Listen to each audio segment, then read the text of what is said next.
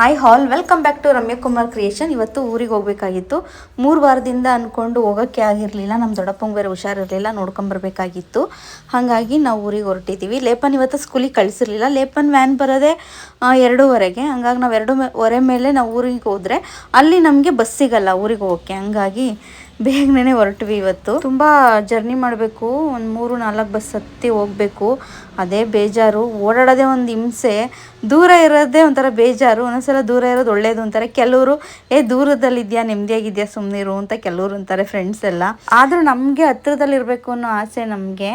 But ಏನು ಮಾಡೋಕ್ಕಾಗಲ್ಲ. ಅದರಲ್ಲೂ ಇವಾಗ ಲೇಪನ್ನ ಸ್ಕೂಲಿಗೆ ಸೇರಿಸಿದ್ಮೇಲಂತೂ ನಾವೆಲ್ಲೂ ಊರ ಕಡೆಗೆ ಬರೋಂಗೇ ಇಲ್ಲ.